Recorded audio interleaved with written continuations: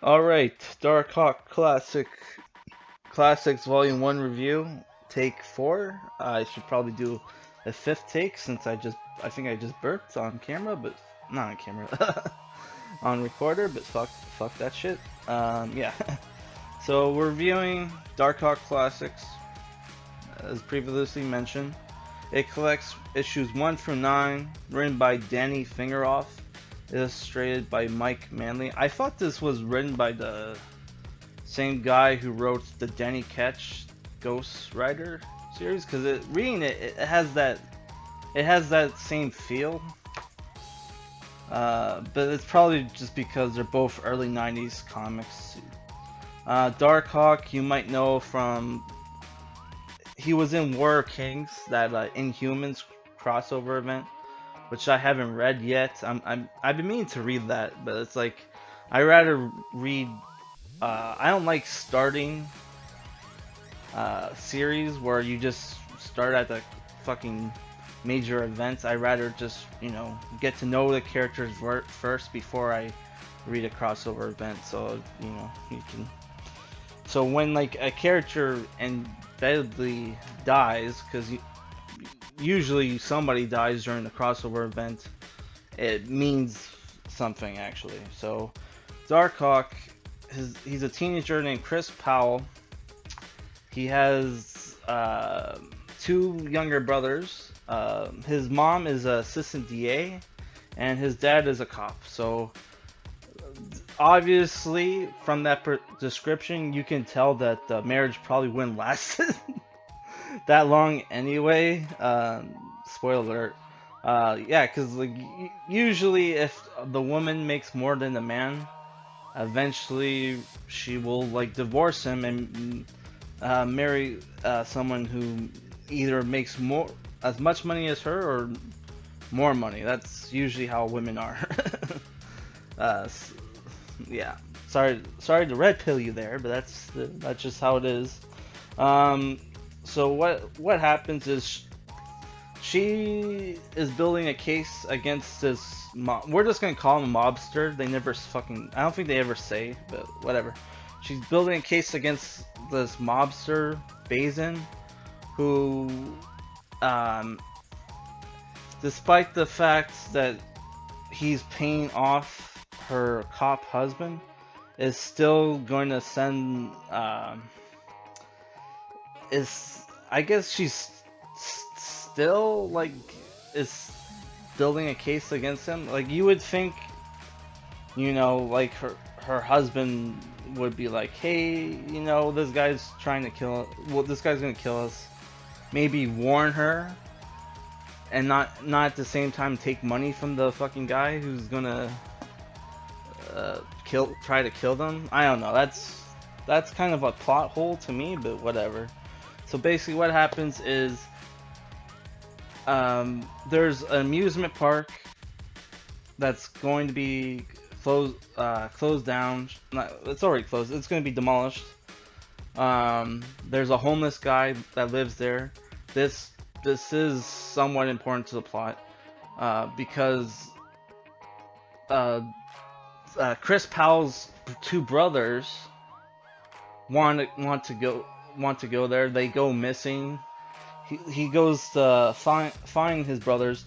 They're at the amusement park where they see their dad take money from Basin's goons, and then immediately they decide the goons, after giving him the money, then pull their guns on him and try to kill him, which leads to their father fucking bolting, running for the hills, leaving his kids there. I can't. Does he know his kids are there? It's been a while since I read this. I'm only doing this review now because like I did a review. I posted a review, and what happened?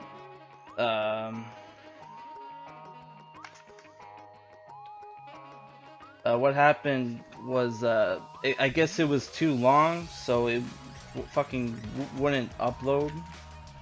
It was only 36 minutes, but I guess since I'm a new channel, I can't post videos that long. So, okay, like, they pull their guns on him. Chris jumps in, uh, saves their dad. In the confusion, he runs off. Uh, they go to chase him. He hides his two brothers, and then he finds the DarkHawk crystal, which magically transforms him into DarkHawk. Which, if you look at the costume, it's a very cool costume. It's very much reminds me of Batman Beyond. You can tell, like, in my opinion, Batman Beyond's design was probably based off DarkHawk. He has like this cool gauntlet that has, like, on the cover it looks like Wolverine's claws, but it's just like in the comic book itself, it's like bird shaped talons. It shoots out, the gauntlet shoots out a grappling hook, and wings spout out from under his arms, and he can glide. Why he couldn't just, because the fucking suit is obviously magic, right? So you would think, why couldn't he just fly? But whatever. He can do Dark Force Blast, which, depending on what he wants to use it for, it just, like, it just sends villains packing. Like, he hits them with it, and it just hurts them. But when he uses it against objects, it can fucking destroy them. So, like, how that works, I don't know. Maybe it's like Green Lantern's ring. He can control the Force whenever he wants. There's also this one ability where whatever wounds he gets as DarkHawk, once he transforms, they're gone. And then, like, he can immediately turn back as DarkHawk, and, like, the suit or the DarkHawk form will be healed. So that's kind of weird. That's a very exploitable superpower, but whatever. So yeah, he becomes DarkHawk.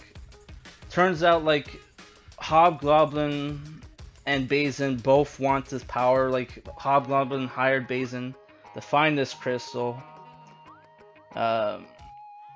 After a few fights, Bazin just tricks Hobgoblin, tells him, yeah, that's actually not the thing you're looking for. That's just a tech suit, like power armor, that kind of like what Iron Man wears. So he gets fooled and fucks off, even though, like, they were kind of setting him to be the main villain, but it's actually Bazin. So what happens is DarkHawk, Chris Powell, will switch from being like a superhero, just fighting crime, to, and then there'll be stories where, like, Bazin tries to kill Chris's mom, and then there's the moral conundrum of whether or not he should kill kill Bazin, which obviously, yes, he should, because the guy, he's threatened him, like, more than once, and he still goes after your mom. So obviously, yeah, you should kill him.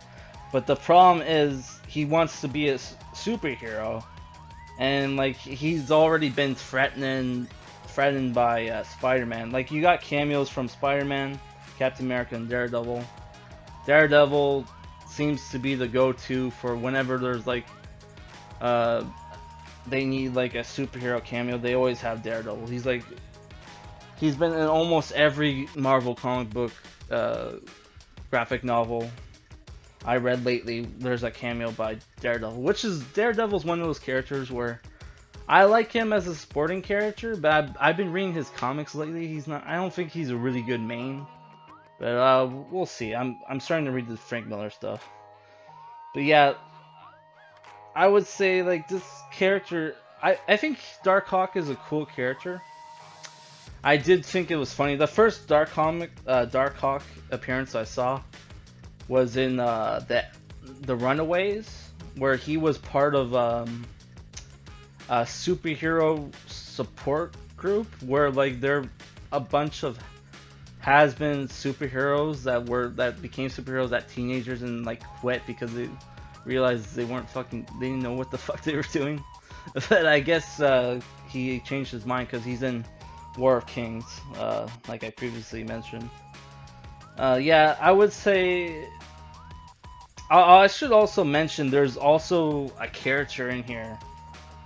Um, he he fights several supervillains, including one that's like this guy who looks like him from the future, but it's not some fucking Native American X-Men or mutant called Portal who mysteriously has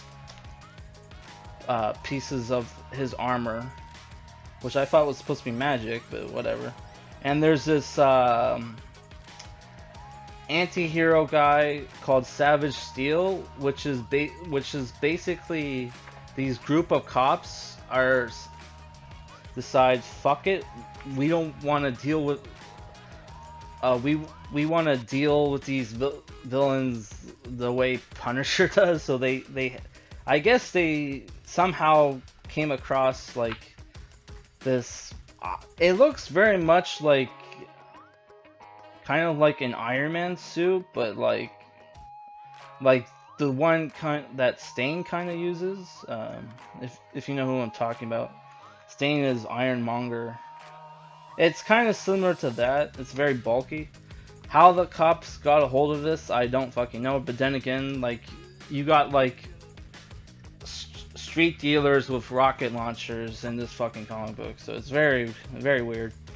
Yeah, Savage Steel is like a character that's like a group of cops are got a hold of this Iron Man kind of suit, and they're going around killing criminals, and they also want to kill like people like DarkHawk and Punisher.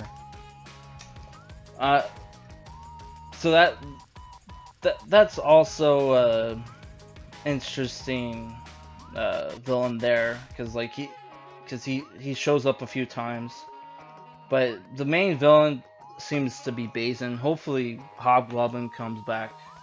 I'll definitely try to track down Volume 2. If not, I'll fucking get the individual issues. Yeah, I would say I would recommend this. I would say it's like at